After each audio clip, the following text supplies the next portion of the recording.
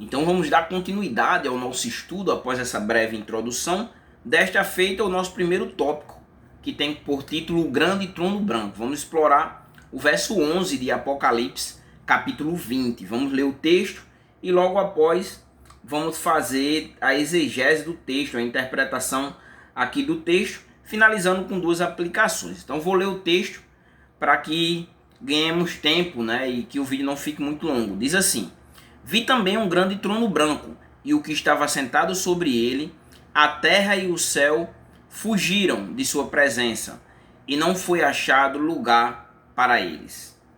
O texto começa, você vai observar que ele já começa dizendo assim, né? João descreve a visão. Eu vi, né? Vi também um grande trono branco, né?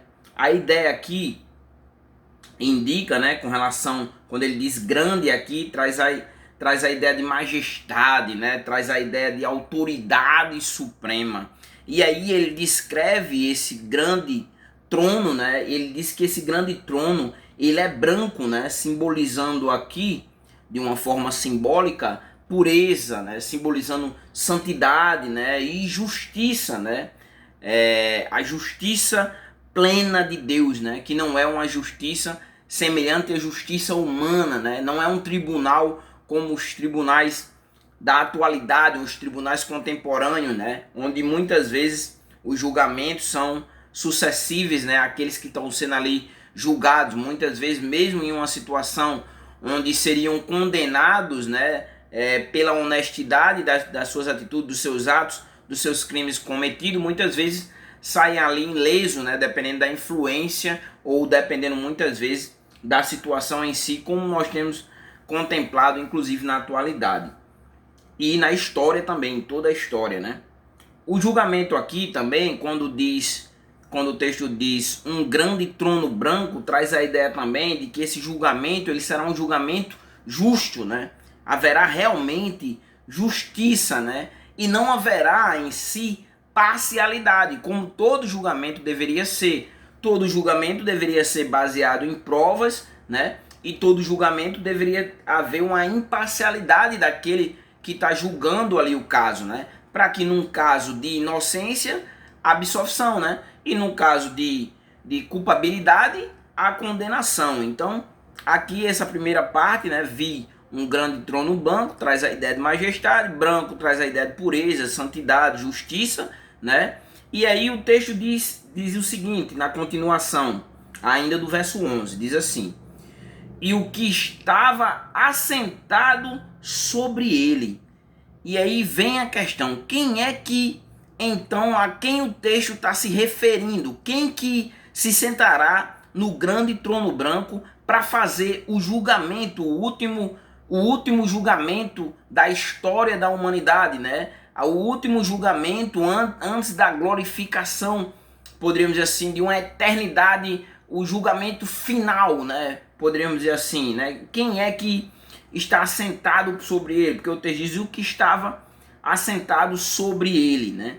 E aqui, quem vai julgar, né, de acordo com o contexto geral, tanto de Apocalipse quanto também das Escrituras, é Cristo.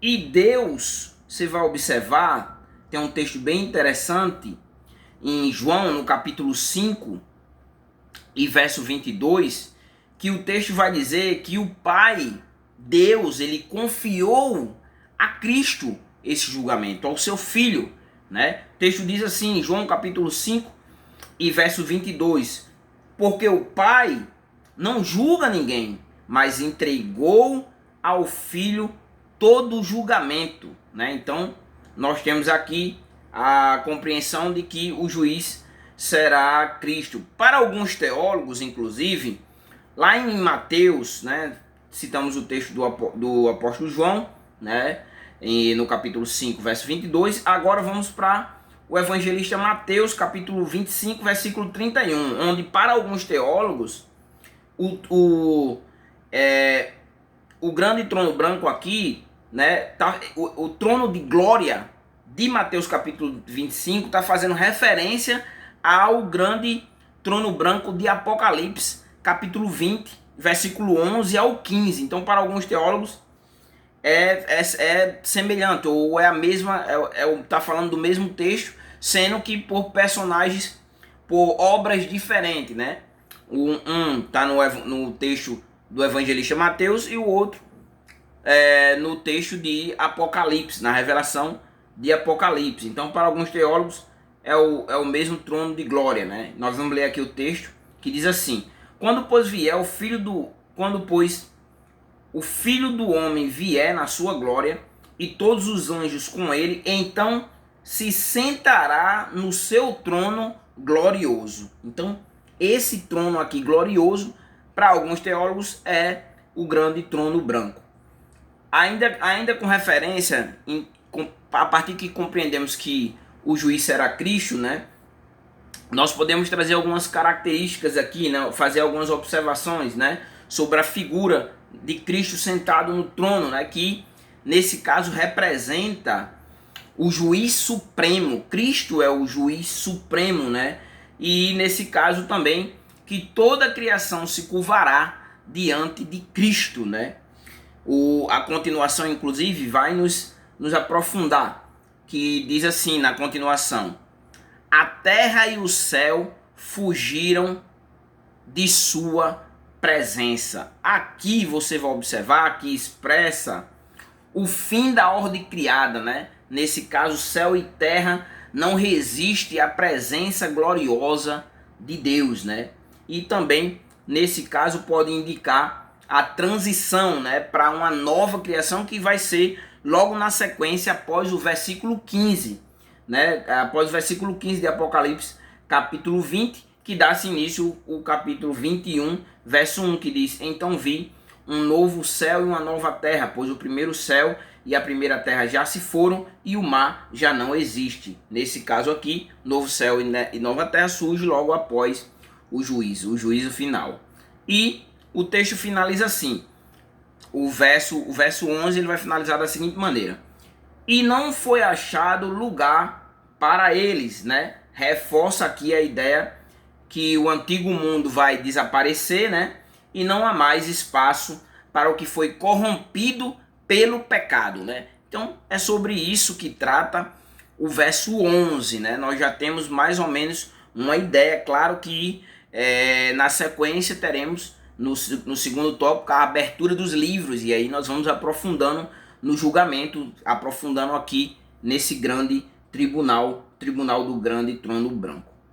Diante disso, diante de termos compreendido sobre o que o verso trata, vem a questão, certo? Mas e agora? Diante disso, o que eu posso extrair então para a minha vida como cristão? O que isso vai me ensinar? O que eu vou aprender? E aí aqui eu trouxe duas aplicações para que a gente faça aqui, para que a gente reflita. E a primeira delas é que o cristão, né, ou você que não professa Jesus ainda como Salvador, você precisa viver com a eternidade em sua mente. Porque há uma eternidade, haverá uma eternidade, haverá um tribunal, né? E você precisa hoje, quando chegar o momento lá, pensar: morri, agora eu vou pensar no juízo final ou no julgamento do grande trono branco. Não, você tem que viver, né, já com a eternidade em sua mente, né? Por quê? Porque a partir do versículo 11, da compreensão do versículo 11, nós compreendemos que o grande trono branco é real e que esse julgamento ele está chegando. Por mais que alguns digam: Jesus já vai voltar, desde meus avós que já até morreram se falava sobre isso e ele não voltou até agora, porque voltará? Jesus lá vai voltar. Então é bom que você entenda que esse julgamento será real e que ele está chegando, está se aproximando esse grande dia. E aí também entender que esse evento é certo, né, que irá acontecer, e também que é inescapável, não tem para onde correr. Não é a morte que vai, como nós vamos ver no decorrer da exposição, quando nós aprofundarmos o julgamento aqui, não será a morte que vai fazer com que você escape do grande trono branco. Então você tem que viver com a eternidade em sua mente. Você tem que viver pensando na eternidade, não somente no aqui e agora, que pode até acabar daqui a alguns minutos, pode acontecer alguma coisa na sua vida e a sua vida pode acontecer alguma situação que a sua vida seja tirada. E aí?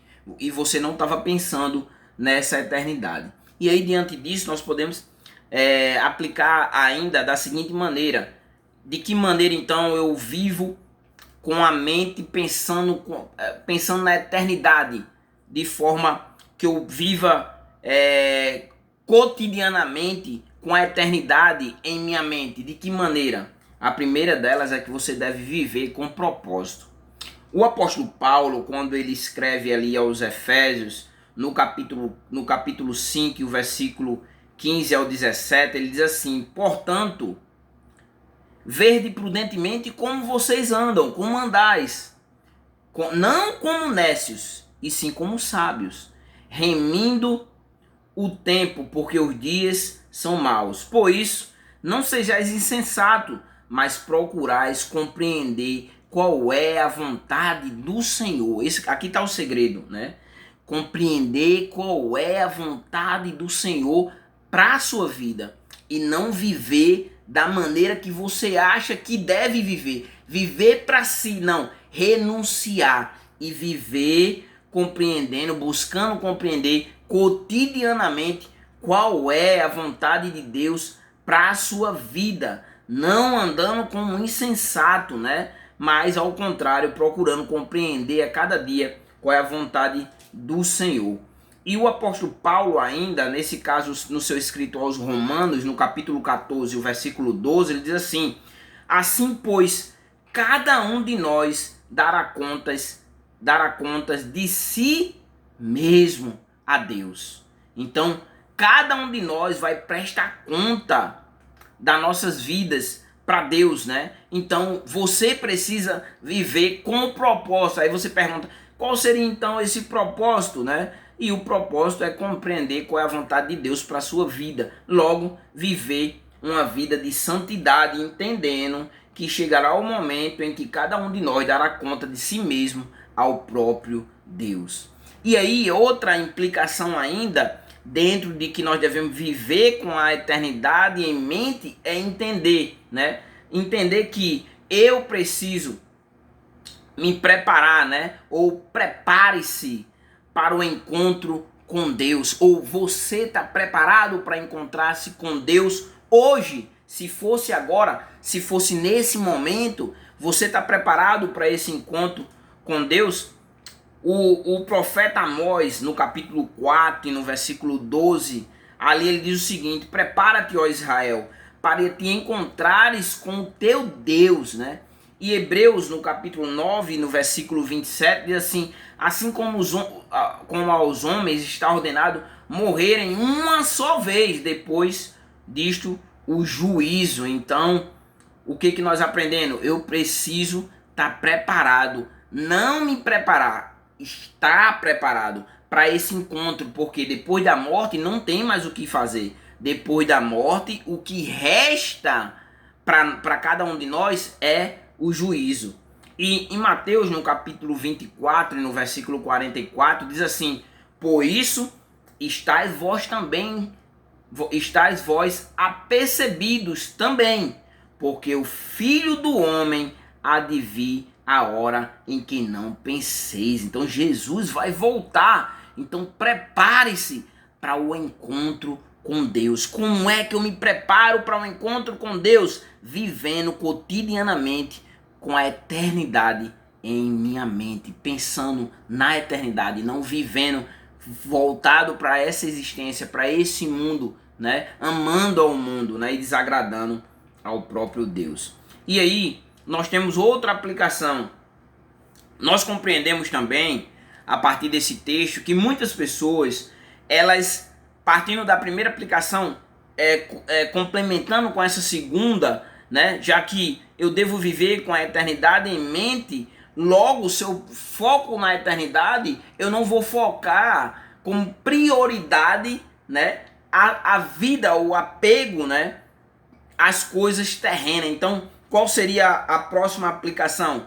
Desapegue das coisas terrenas.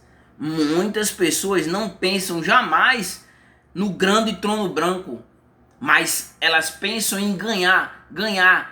Tem até um líder religioso aí que eu venho estudando ele há algum tempo, até é complicado você falar até o nome dele, você pode ser processado, pode ter muito poder, mas eu fico pensando nesse líder religioso que é muito rico, e quando ele morrer, entendeu? O que que ele vai fazer com toda a riqueza, né? Jesus disse: do que adianta o homem ganhar o mundo inteiro e perder a sua alma?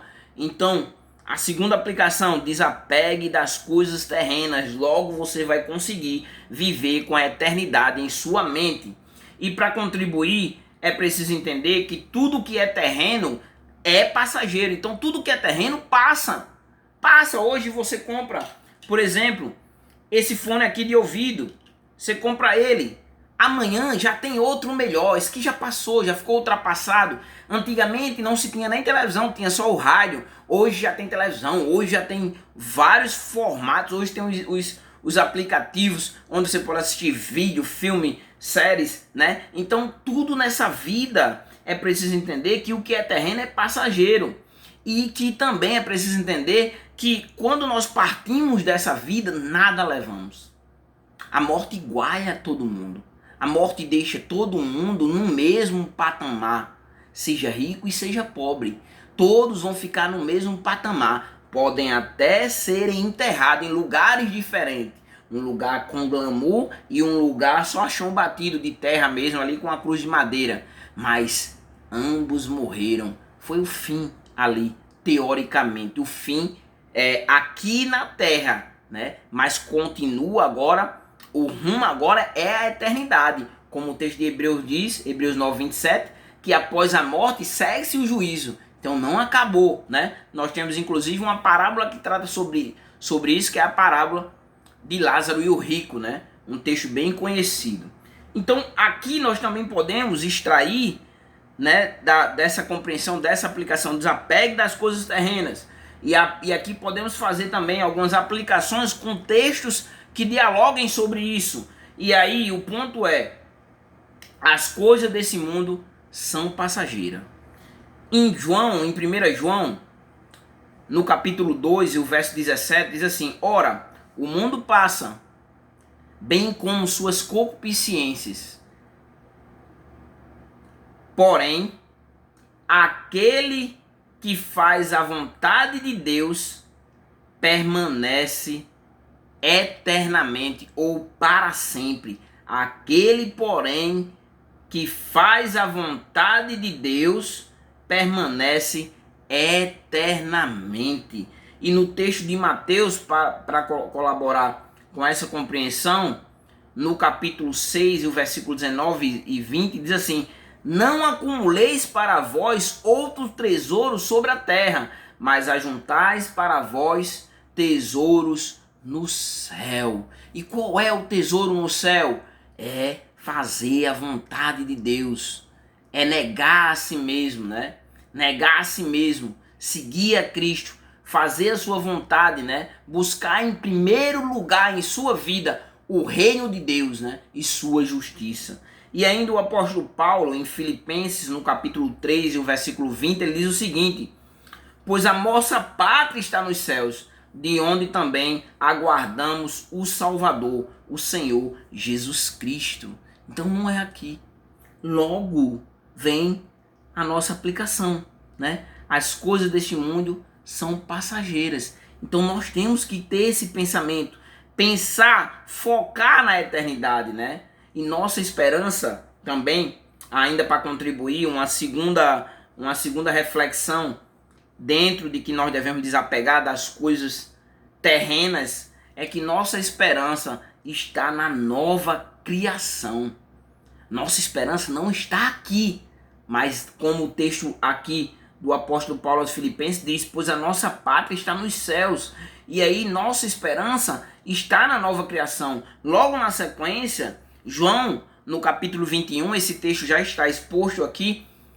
Aqui, se você voltar um pouquinho, você vai ver, como também no canal Ciência da Religião e Teologia, lá no YouTube, você vai ver que foi exposto esse texto do verso 1 do capítulo 21 até o verso 8.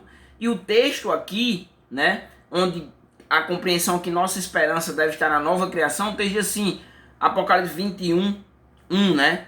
Vi novo céu e nova terra.